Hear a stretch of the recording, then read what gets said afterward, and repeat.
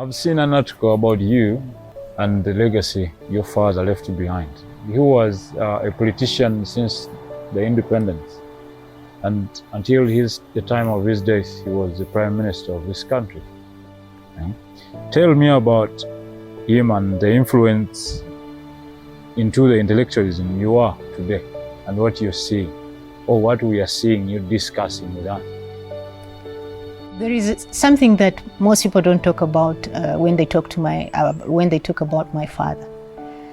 I know him as a father, not as a statesperson. And on the other side, I know him as an intellectual mentor. So I don't know him as a state or political person because we didn't relate on that kind of ground or perspective. But what I remember about him that most people do not really talk about in public is that he was a scientist. And he did zoology. He wasn't a politician.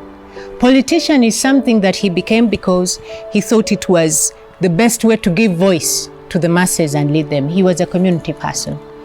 And most people who know him very well will know him for having this challenging view of asking everybody, even people who are his colleagues, how many people in your village do you know that earn at least 1,000 shillings? 1,000 shillings is less than $1.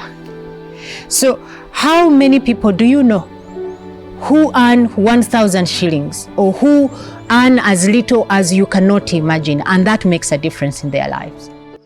Mukulu Kirunda nga mu cabinet atuchallenginga nnyo ng'atubuuza mmwe mumanyi abantu bameka bali ku kyalo kyammwe abeetaaga esiringi 1,000, abafuna emitwalo 2, abafuna 5, mubamanyi? So he was a community advocate, and the way we were brought up, one of the hardest things we can define in our family is, how do you define your brother? Because for us, the person you're born with is not your brother entirely.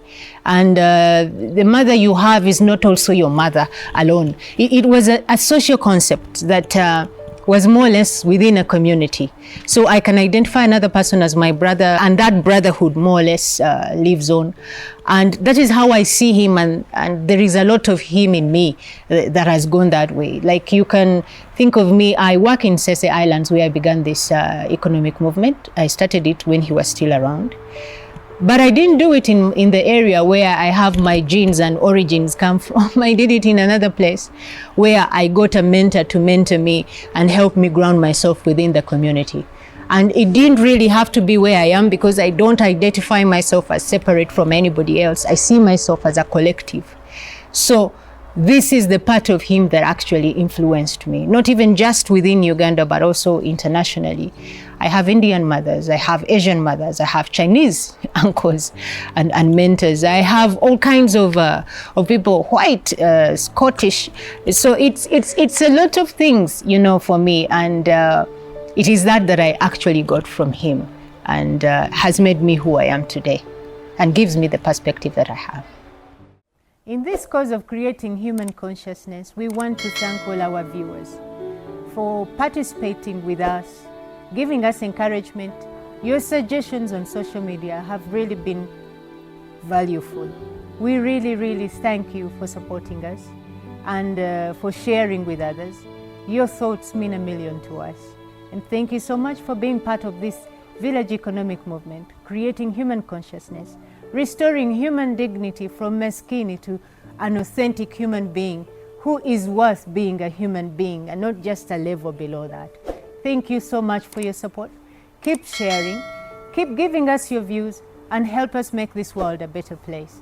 Thank you so much.